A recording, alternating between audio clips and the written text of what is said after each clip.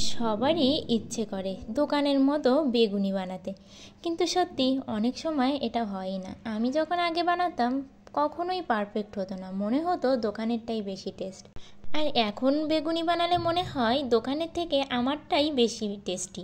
তাই আপনাদের সামনে নিয়ে চলে আসলাম বেগুনির রেসিপি। নমস্কার বন্ধুরা, জয়ার রান্নাঘরে সবাইকে আমন্ত্রণ জানাচ্ছি।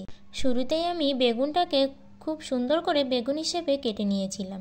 দোকানের বেগুনিটা অনেক পাতলা হয়, তবে আমি এখানে বেগুনটাকে একটু মোটা করেই কেটেছি, কারণ বেগুনি খাবো আর বেগুনটাই যদি গালে না পড়ে তাহলে কেমন লাগে বলো তো। তাহলে শুরুতেই আমি এখানে ডোটা তৈরি করে নেব। এখানে আমি কিছুটা পরিমাণে বেসন নিয়ে নিয়েছি, তার ভিতর পরিমাণ মতো লবণ আর দিলাম পরিমাণ মতো খাবার সোডা, আর দেব শুকনো লঙ্কার গুঁড়ো। এই গুঁড়ো মশলাগুলো দিয়ে আমি এটাকে এই বেসনের সঙ্গে মাখিয়ে নেব। এই গুঁড়ো মশলাটা কিন্তু আগে খুব ভালো করে বেসনের সঙ্গে মাখাতে হবে।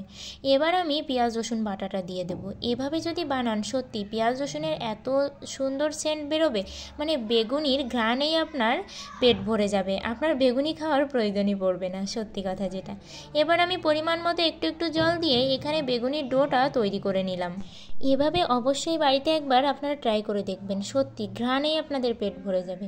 এবার বেগুনিগুলো ভেজে নেওয়ার পালা। আমি এই বেসনের ডোয়ের ভিতরে বেগুনিগুলো এভাবে চুবিয়ে নিয়ে এক একটা করে ভাজি করে নেব। আর আপনারা দেখলেই বুঝতে পারবেন সত্যি বেগুনিগুলো কিন্তু দারুণ ফুলছিল আর বেশ মুচমুচেও হচ্ছিল। এখানে আমি 3টে করেই বেগুনি ভেজে নিচ্ছি। আর আপনারা এবার দেখুন বেগুনিটা কত সুন্দর ফুলছে। সত্যি ক্যামেরায় কেমন দেখা যাচ্ছে বলতে পারবো না, তবে সত্যি বেগুনিগুলো কিন্তু অনেকটাই ফুলেছিল। এগুলো দেখলেই বুঝতে পারবেন। এভাবে আমি সবগুলো বেগুনি ভাজি করে নিলাম। আর আপনারা অবশ্যই আমার মতো করে একবার হলেও এই বেগুনিটা ট্রাই করবেন। যদি মজা না পান তাহলে কমেন্টে এসে বলে যাবেন। আমার এই ভিডিওটি যদি ভালো লেগে থাকে তাহলে অবশ্যই লাইক কমেন্ট শেয়ার করবেন। আর আমার চ্যানেলটি সাবস্ক্রাইব করে পাশের ঘন্টাটি বাজিয়ে অল অপশনে সেট দিয়ে রাখবেন।